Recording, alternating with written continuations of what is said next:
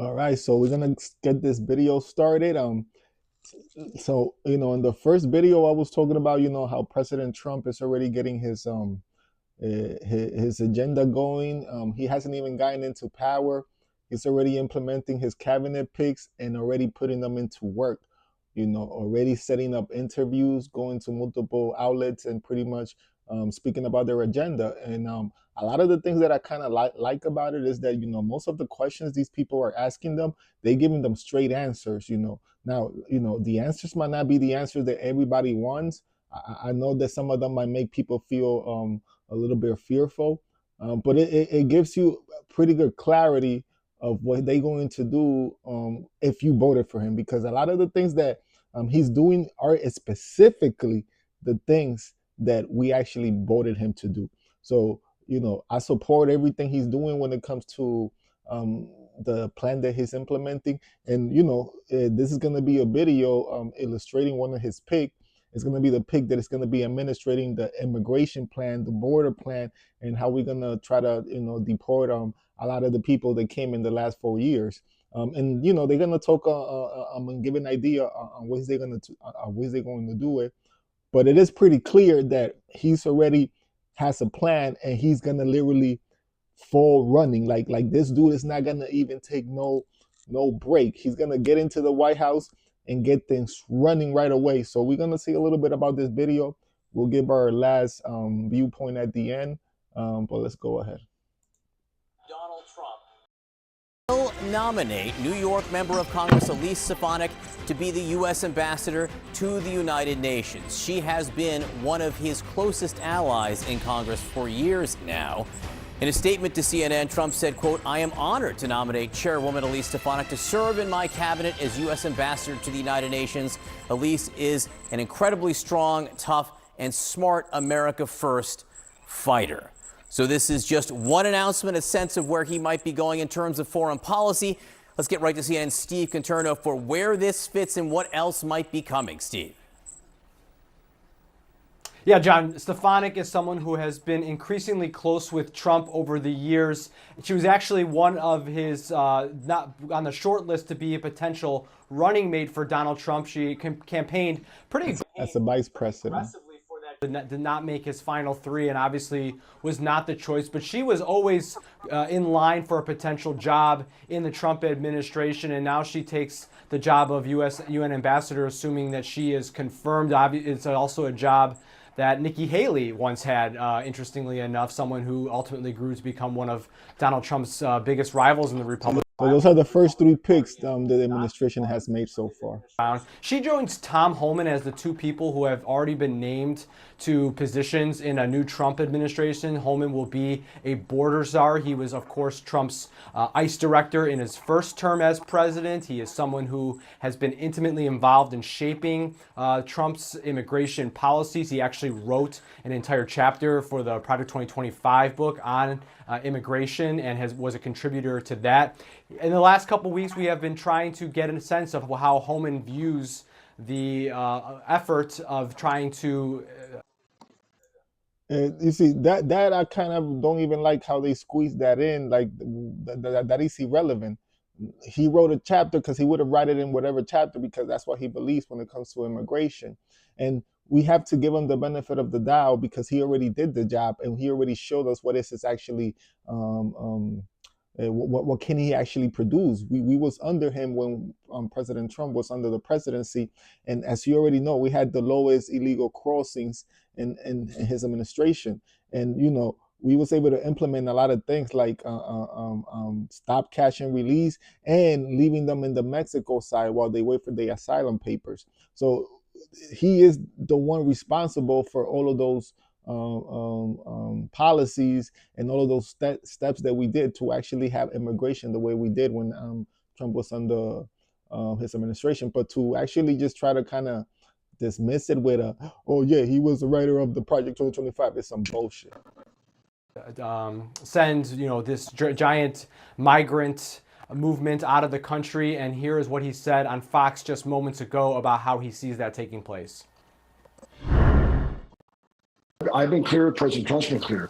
Public safety threats and national security threats will be the priority because they have to be. They pose the most danger to this country. So we're going to prioritize those groups, those who always have final orders, those that had due process at great taxpayer expense, and the federal judge says you must go home, and they didn't. They became a fugitive. Wars like operations have to happen. Here's why, Steve. Where do we find most victims of sex trafficking and forced labor trafficking? At work sites. And the Biden administration shut down work sites.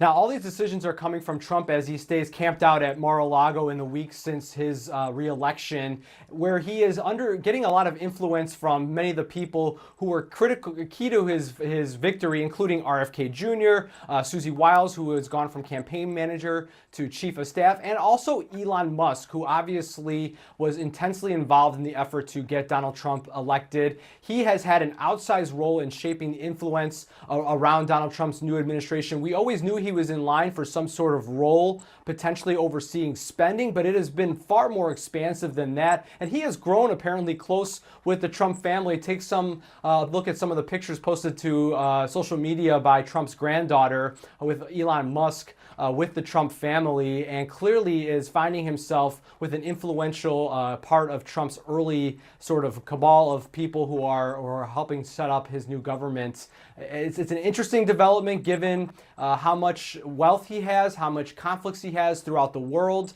what he has already done in China, what he is doing with the war effort in Ukraine, and it will be interesting to see what role he has, official or otherwise, in the Trump administration going forward. Yes, fingerprints, Elon Musk's fingerprints or Twitter prints all over the place right now during this transition. Steve Conterno, thank you very much for that. We just heard announced that Tom Homan, the former head of ICE, is going to be Trump's border czar. He had a conversation on 60 Minutes. I want to play a little bit of that. Is there a way to carry out mass deportation without separating families? Of course there is. Families can be deported together. It's not going to be a mass sweep of neighborhoods. It's not going to be building concentration camps. I've read it all. It's ridiculous. So, Scott, how do you see this being Trump's policy sort of being meted out? Well, first of all, I think Mr. Homan is the exact right choice, and I'm glad the president has moved on that so quickly because it was such a big part of his campaign. Number two, look, there's a whole bunch of people in this country that don't need to be here. In fact, there's, I think, 1.3 million people who've already received deportation orders from federal courts. They've already had due process. They need to leave. And so there's a good place to start. There's a whole other bunch of people who are here that we know have committed violent crimes, either where they were or since they've been here. They need to be sent away as well. So there are large numbers of people that need to be taken out of this country, and I think Mr. Homan is going to be the person who's most capable of getting that done. And for those who think that this is somehow unusual, it's not. Every administration deports people. Barack Obama deported all kinds of people, lots of people, in fact. And so it's something that the executive branch can and should do when due process has occurred or when we know there are people in the country who wish harm on American citizens. This should not be controversial, and in fact, in the campaign, it wasn't. Polling repeatedly showed that people supported Trump's viewpoint on this issue. Karen, what is your view after what you heard from Tom Homan? Look, I think let's just stipulate, I think everyone agrees that if you are a criminal, a violent criminal in particular, that should be the priority in terms of deportation. And so I don't think there's disagreement on that. And again, with regard to others, I think the questions, and we'll have to see, frankly, how it unfolds, because we really weren't given details during the campaign. What we just heard from Mr. Homan, that's actually more detail than we got largely during the campaign about how this would work. How do you determine who are the individuals that are going to be deported? And will, again, when we talk about separating families, so if what we're saying then potentially is if a child is an American citizen, in order not to separate that family, you could be deporting an American citizen with a parent who may not be here legally. So I think that's one of the questions. We'll have to see how that shakes out. And the second question is just the impact on the economy. We know that many of the people who are here illegally work in industries and corporations where they are paying Social Security taxes, where they are, part of the labor force. And when you start to deport and remove that from the labor force, what does that mean in terms of costs, in terms of the ability to fill those jobs. So again, we'll have to see how all of that shakes out. Karen Finney, Scott Jennings, thank you both so much. All right. So, like I was basically saying at the beginning, in which Trump is pretty much setting up his ducks, lining up all of his cabinet picks and getting ready to really do his work. And it might be a little bit senseless the way he kind of said it, which I agree. Maybe, we need to find better ways to kind of, say our message.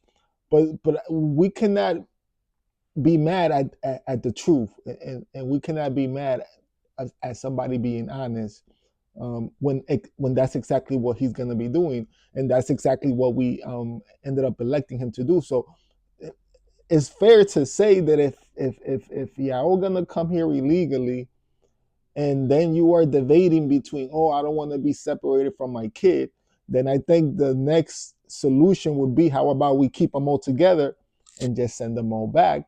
And there is not that argument. So for those reasons, I really don't understand. It's mostly just excuses. And another thing that we do need to actually point out and acknowledge, that even the progressive side, which was this lady, had to acknowledge they are giving us straight answers. They are telling us exactly what they're going to do. There is no spinning. There is no, oh, what's going on, what this administration wants to do. They are telling us. So, now that we are listening to these answers, I don't want no one ever complaining, oh, yeah, because we don't know what they're going to do. They know what they're going to do, and they're telling us specifically what they're going to do. I do have to acknowledge a great point that she did make in this, and the ways they're going to do it. They did give us a good idea, and the fact that, the reason why I'm with the whole plan of immigration is because the guy that was elected to do it, he's been there already, and he's done it for 4 years, and he did a great job, to the point that even though we were the most aggressive in immigration, we never broke the record when it comes to Obama. And when Obama was in power, nobody ever talked about people being deported. That was never an argument that was ever made. And I don't know why, but that's kind of lets the double standard. But even under Trump's presidency, this dude did a great job, and did it to an extent that it wasn't as crazy as something was already done. But this time we do want to make a point. We do, because it's just too many of them came in. And the plan that they have, at least from my knowledge, is that, like Scott Jennings was explaining, we already have more than 1 million in which we already have decided that they do not belong here. Let's start there, and just that on itself is going to require a lot of work. But let's go even a little farther.